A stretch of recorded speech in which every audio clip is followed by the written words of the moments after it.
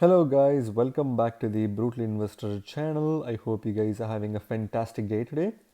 In this episode, we're going to talk about another blockchain project that aims to create its own decentralized applications and decentralized finance on top of it. And this project is called Flow, right? So, as always, if you guys want to do your own research on this project before you invest in this token, I suggest you to go to their website onflow.org in order to read through their documents. So right off the bat, the website itself is more welcoming for the developers because they obviously want to encourage new developers or existing developers who develop on Ethereum or other blockchains. They want them to come to the Flow blockchain and develop decentralized applications on top of Flow blockchain, right? So developer first experience, battle tested in production and ready to help you build the kinds of applications that people want to use, right? So basically, it's a obviously a welcoming information for developers, and it's basically stating how battle tested this project is, which aims to provide comfort to developers so that they don't think that they're wasting their time on a non-secure blockchain that may come today and go tomorrow, right? So if you see, the project is battle tested in production, and it is ready to help builders who want to build all kinds of different DeFi applications for people, for regular people like you and I. Start building on Flow, built in logging support, right? A simple feature that will pay dividends in software quality and development speed. So there is a feature on the Flow blockchain that will definitely entice developers to participate in their blockchain and build new applications. And this feature is basically going to provide the developers with a consistent dividend source depending on the quality of the software and the development speeds that's happening on the Flow blockchain. So that's a pretty cool thing.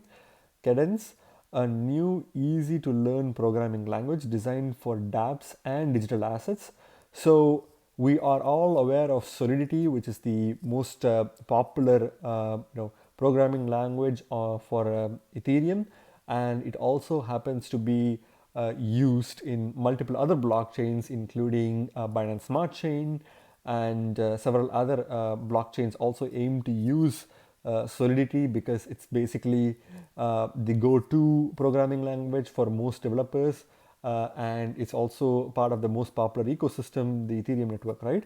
So, on contrast to Solidity, Flow aims to create its own programming language, which is called Cadence, and this is a easy to learn programming language that they claim, and it's mainly useful for designing all kinds of decentralized applications and digital assets on the Flow blockchain. So this is a very unique move because they're basically going in the opposite direction when most people go towards Solidity.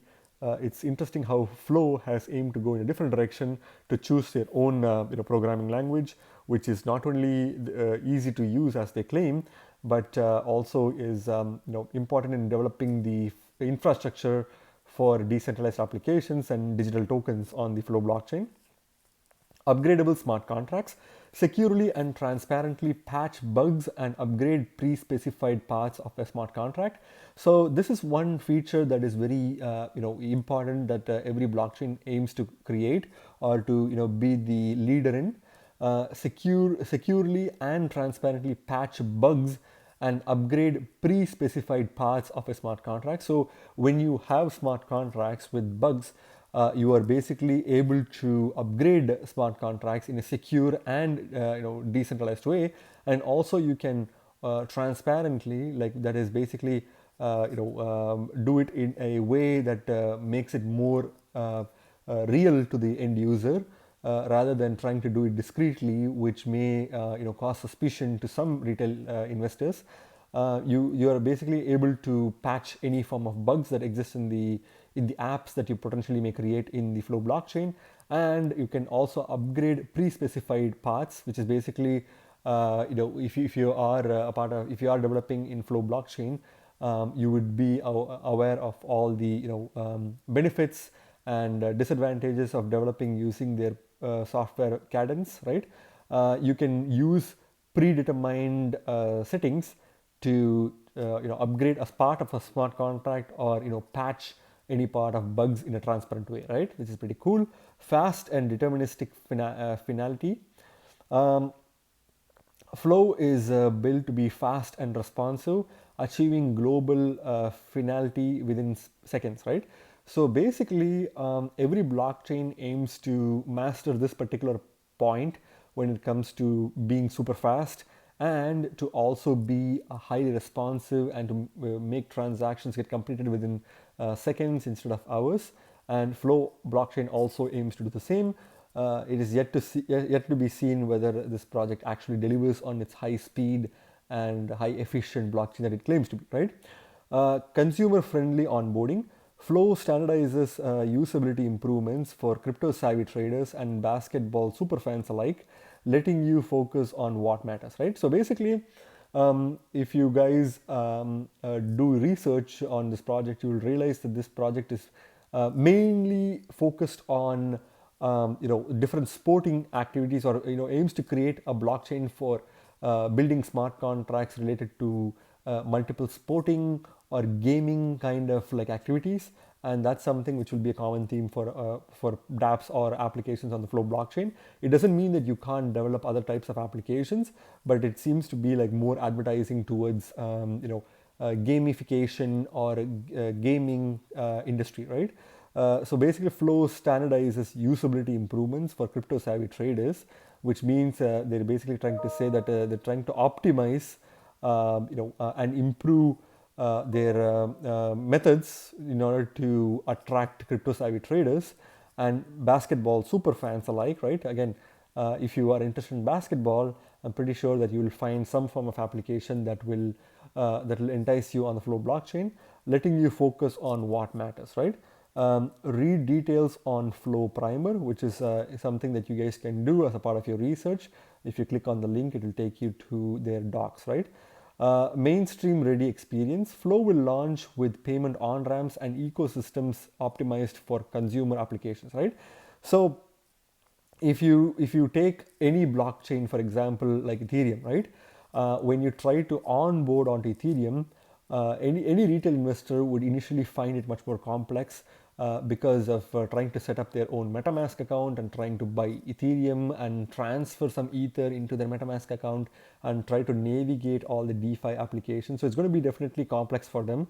And one of the main thing that makes it much more complex is the fact that when they have to like even set up in the first place, they would have to first of all buy Ethereum on Coinbase or Binance or some other centralized exchange, and try to transfer it safely to their MetaMask account or any other wallet through which they can interact with DeFi applications, right? But Flow aims to make this process very easy. So they basically focus on launching an payment on-ramp system, which will help you buy your cryptos within the Flow blockchain, or at least the Flow token, at least through direct credit card on the decentralized application itself, right? So that's kind of going to be something which more and more projects will adopt in the future. And ecosystems optimized for consumer applications. Again, this is something that every blockchain claims. Every blockchain wants to be consumer friendly and consumer optimized, and done in such a way that the consumers don't have to face a lot of difficulties in navigating DeFi applications. So Flow also aims to do the exact same thing, right? But I really like the fact that they're trying to make on-ramping to Flow blockchain much more easier, especially for new retail investors, based on their payment on-ramp platform, right? Which is pretty cool. Human readable security, fundamental requirement to protect mainstream users against malicious apps and build trust in the system. So basically, they aim to make this blockchain very secure, just like every other blockchain, ensuring that it protects mainstream users' funds, and makes it much more comfortable for retail investors to not only retail investors but also traders and even high wealth individuals to invest large amounts of money in the Flow blockchain with very little risk, right? So that's pretty cool. Smart user accounts, Flow accounts make it easy for dApps or wallets to pay transaction fees and recover lost keys for users, right? So this is something very interesting, right? Because if you see, whenever you participate in a decentralized ecosystem, you are warned by people to ensure that you keep a good hold of your private keys. Although that is in a way the best thing for everyone, because if you hold your own private keys, you're basically in control of your own funds, right? But most people in reality don't really feel comfortable holding their own private keys, because there are people who don't really trust themselves in doing a good job trying to hold such valuable amounts of assets in a wallet with their private keys. So people need some form of like a reassurance that if their private key is somehow to be lost, they can recover their funds, right?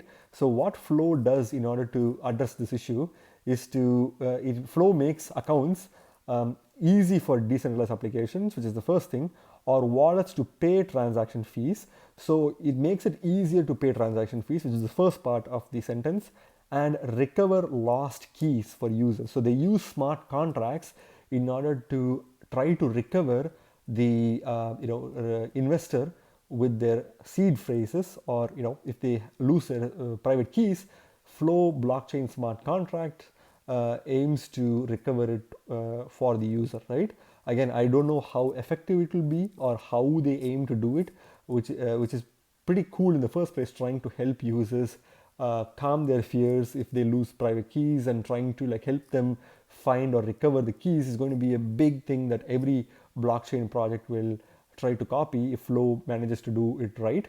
But at the same time, it shows how interacting with smart contracts is going to be a big part of everyday activity, because in the future, if in the few years, like you can kind of like have all blockchains helping their users recover their private keys in a decentralized manner, you can imagine that in the future, you like maybe 5 to 10 years from now, there will be multiple avenues where you don't really have to trust another human, but you can trust and put your wealth, or something much more valuable within a smart contract, so that if you accidentally lose it, or if you, for example, get into a coma or whatever, your smart contract will be working with you in order to recover your funds in a decentralized way, where other people can't really take advantage of you, right? So that will be something very interesting to see from the Flow blockchain. Incentives for early adopters. So this is something that I want to bring to you guys, because when I was doing research on this project, I felt that this project is definitely going to blow up, just like several other smart contract based projects that aims to take a substantial amount of market cap from Ethereum, especially as Ethereum is not only slow and highly expensive to use, but it is also in several dilemma between implementing EIP 1.59 and the miners trying to fight the ecosystem, and this kind of may cause further delay potentially. But if things happen way more efficiently and quickly, then you can see Ethereum 2.0 also trying to get its show started, so that people don't leave Ethereum and get comfortable with the other blockchains, right? Because if Ethereum takes too long to upgrade, people will just simply move on. People are already trying to move out of Ethereum. I haven't really used Ethereum in several months because of the high fees. I found the fees even late last year, like during the November December period, to be very high. So I haven't touched Ethereum since that time, and since then I've been mainly focused on Huobi Eco Chain, Binance Smart Chain. I was also in Avalanche, farming Pangolin tokens. And so I can only imagine several retail investors will completely ignore Ethereum, which is definitely dangerous for Ethereum's growth and development, right? Although I don't think a few months of losing certain customers won't really hurt Ethereum's market cap for the short while. It only is a matter of time before other blockchains such as Flow blockchain starts taking significant market cap from Ethereum, if Ethereum doesn't really take any steps to implement Ethereum 2.0 or some of their optimistic roll-ups pretty soon, right? So basically, what I'm trying to say with all of these things is that if you are using Flow blockchain at the time of making this video, or in and around maybe a month or two from the time of making this video, you are still early, right? Because nobody is really talking about Flow blockchain. People are still talking about Binance Smart Chain. There's also this huge hype that's definitely going to make Avalanche, explode in a few months. In a few weeks. And there's definitely more, ecosystems that are trying to create. When Polkadot starts, going live, there's going to be a huge migration from both Ethereum as well as Binance Smart Chain and other projects into Polkadot, because people are excited for new and exciting things, right? Because Polkadot is not only decentralized, it's also it's basically Ethereum 2.0, but in the present, right? So that's going to definitely bring some people to Polkadot, and Polkadot is going to explode. So what I'm trying to say overall is, still that happens, we will see competition from blockchains such as Flow, Binance Smart Chain, Avalanche, and so on and so forth, right? And there is going to be a lot of new blockchain projects that will be coming with much more incentives and much less fee or even no fee at all, which will definitely entice new users, right? So if you are using Flow blockchain, or if you are intending to use Flow blockchain in the upcoming weeks, then you are an early adopter, right? A significant allocation of Flow tokens will be reserved for early user and developer growth, right? So if you're a developer who wants to develop on the Flow blockchain, you will be early, and therefore you'll be contributing to the growth of the ecosystem, and which will in turn make you eligible to receive Flow blockchain rewards, right? That's the same for early adopters as well. So I suggest people to take a look at this and do your own research, obviously, but have maybe like a small bit of play money that you can probably use to play with this blockchain and see if this is the thing for you, right? How Flow works: unique among crypto networks, Flow achieves dramatic improvements in speed and throughput by separating the jobs of a cryptocurrency miner or validator into 4 different roles, each with their own characteristics, right? So basically, if you want to understand how Flow blockchain works, it works in a way where it separates the roles of a cryptocurrency miner or a validator, right, into 4 different roles. Which again, I'm not planning to go in detail. I'm just going to cover the general gist of the blockchain. If you guys want to do your own research, I suggest you to go to the website and read more about it, right?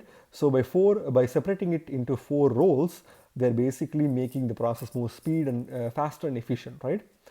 This means anyone with a reliable internet connection should be able to participate as a validator for Flow at a variety of computational and financial tiers, right? So if you have a computer, like a regular computer without any mining rigs or anything like that, you are able to easily participate in the ecosystem and become a validator, right? Validators join Flow in one of the 4 roles. Collector nodes increase efficiency, execution nodes enable speed and scale, verifier nodes guarantee correctness, consensus nodes ensure decentralization, right? Again, there are 4 main roles. If in case you choose to be a validator, you can join the Flow blockchain and be any one of these roles, and you will be contributing for the growth and development of the Flow blockchain in your own way, right? So this is a very cool animation that they have on their website that explains how the consensus mechanism work and how things happen. The 4 corners are basically the 4 main job roles for the Flow blockchain, and if you become a validator, you will be taking part in doing one of the aspects of the 4 activities, right? So that's pretty cool. No sharding. Again, they have no sharding on Flow blockchain. That's going to be interesting to see how that competes with the sharded blockchains such as Polkadot or Ethereum 2.0. Smart contracts and user accounts on Flow can always interact with each other in one atomic, consistent, isolated, and durable transaction, right? So if you want to do a transaction, you can obviously make it much more efficient, but at the same time you can interact with other smart contracts within the Flow blockchain in consistent, isolated and durable transactions, right? In other words, all applications on Flow can run in the same shared executive state. So instead of having shards or sharded chains that are connected to a beacon chain like Ethereum 2.0 or Polkadot, here everything is like all the transactions run in the same shared execution state, which means they're all running parallelly, and thereby avoiding the sharding altogether, right?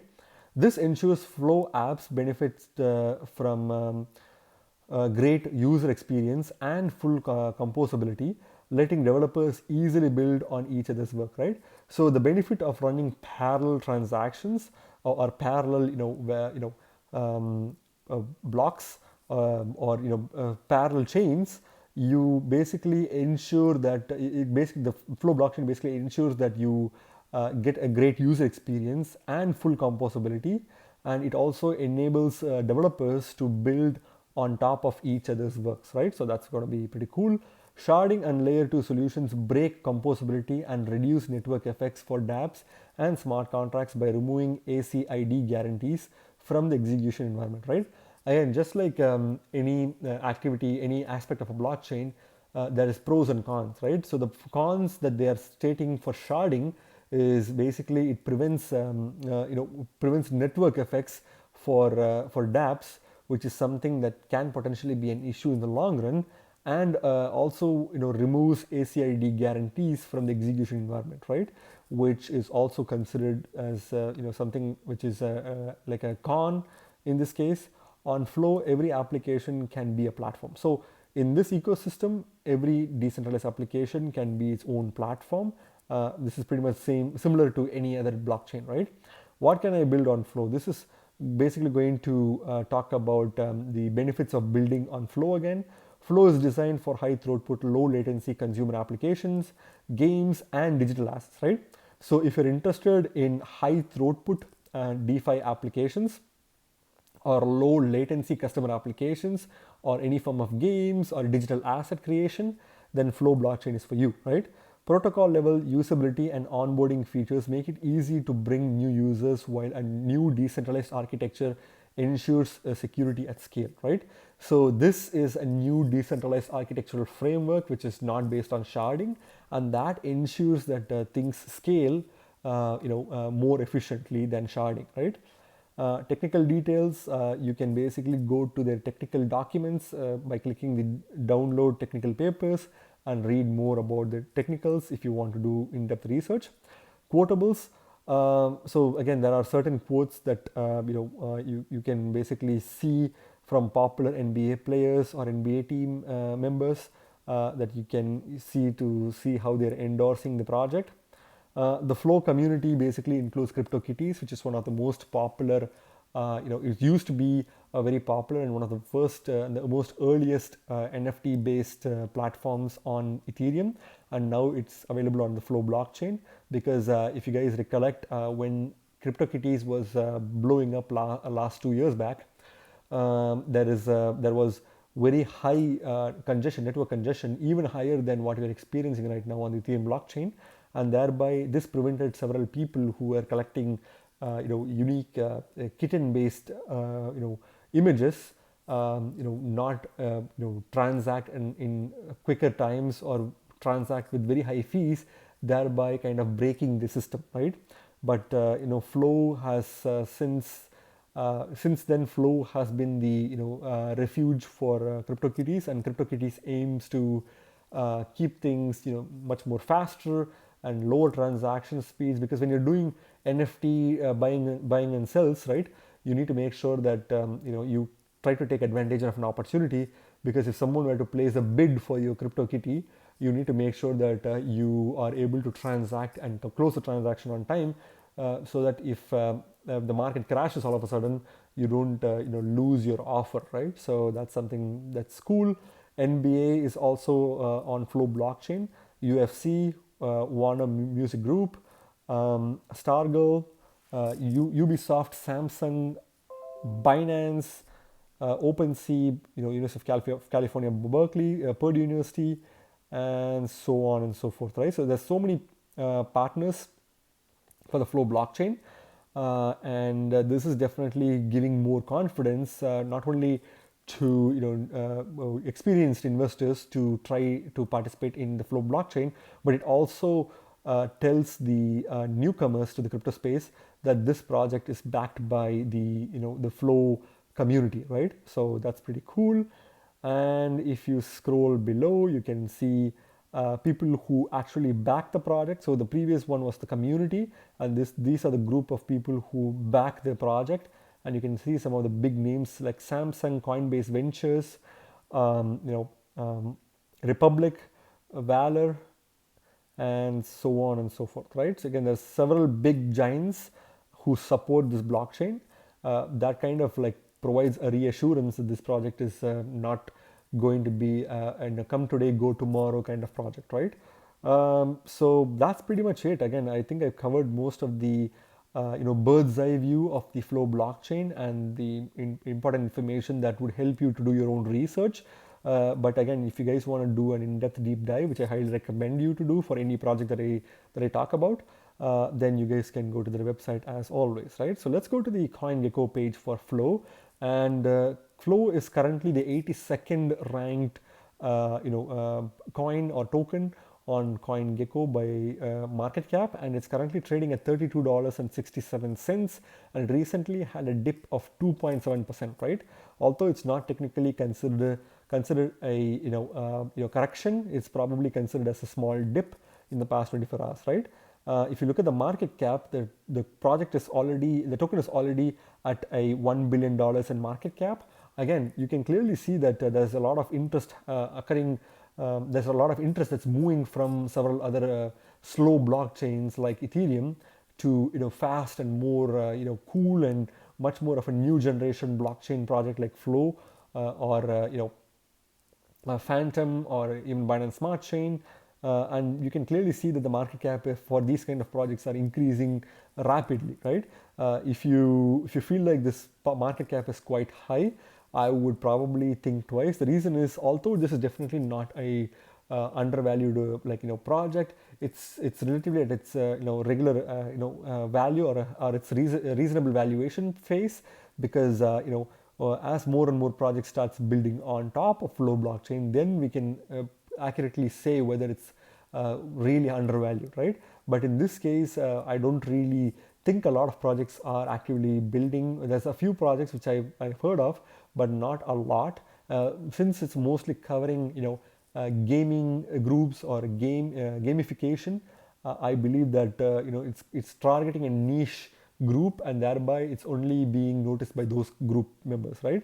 So if you take the market cap, obviously it's not a small market cap. It's kind of like in the mid ranges, which is poised to reach a large market cap sometime in the upcoming years. But I would still have my eye on this project. And again, if you guys think that you only want to invest in small market cap gems, then this project is obviously not a gem at the moment. But if you feel like this project is something that's worth investing in, then if you feel like the project has high high opportunities to grow, then this market cap is definitely something to not be worried about. If you look at the circulating supply, that's basically something that really concerns me about this project, right? Again, as I mentioned in several of my videos, I usually look at projects that focus on having a max supply of no more than 100 million tokens, right? Because from my perspective, I believe that if a token does not have any value for any reason at all, the only minimum value that it should have is scarcity, right? If there's a lot of tokens in the market, which is the circulating supply, and the tokens are having very high max supply, which makes the circulating supply increase more and more, it's going to temporarily slump the project, right? And that may potentially frighten off some relatively new cryptocurrency investors or newbies, and they will probably focus on moving away from these kind of projects and not really coming back, because they feel like the price is not really doing anything. And that's because of the fact that new tokens or coins are being injected from the max supply into the circulating supply, right? Similarly, for this project, if you see this project has 1.3 billion Flow tokens as a max supply, and the circulating supply is only 31.5 million tokens, right? Again, huge inflation, right? I believe that the max supply is also extremely high. 1.3 billion is a lot, but I do believe that they aim to have these kind of numbers, because just like Ethereum, if the project catches on, then they would need to give some form of an incentive for miners or validators by giving them inflationary rewards in order to secure the network, right? Although that from that perspective it is somewhat reasonable. If you look at the circulating supply, it's very low compared to the it's extremely low compared to the max supply, and this will definitely single-handedly slump the project's price for the short term at least, right?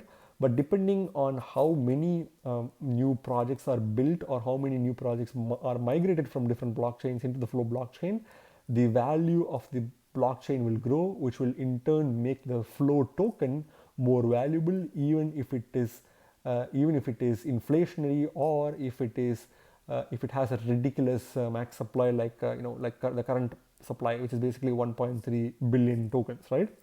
So if you look at the charts again, you can clearly see that this this token has a very organic chart, which means it's kind of like going in the overall upward direction, right? And it seems like there's no stop in the near future, and this is a really positive thing about this project, right? If you take the earliest recorded price point from CoinGecko, which is 27th of January, the token was only worth $1.39, right? In USD dollars, and it's been kind of like increasing steadily, right? Having some really sharp peaks and some really sharp downfalls, but overall in the upward direction, right? And currently, I think its all-time highs was set on 4th of March 2021, and it was about $40 in price, right?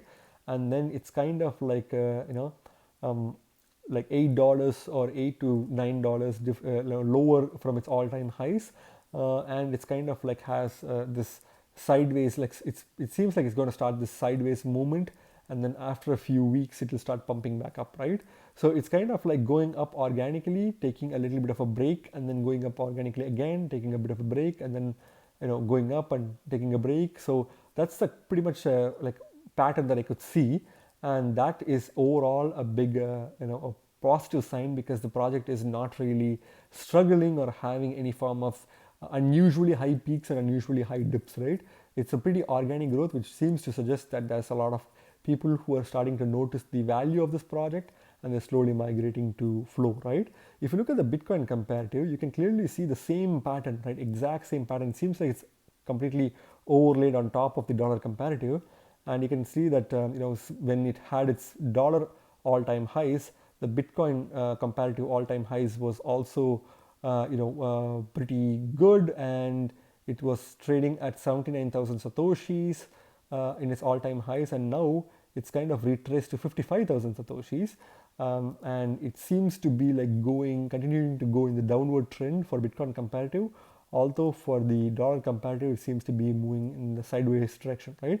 So if you're planning to buy this token, this price would probably be the really good price point to enter using dollar or Bitcoin satoshis, right?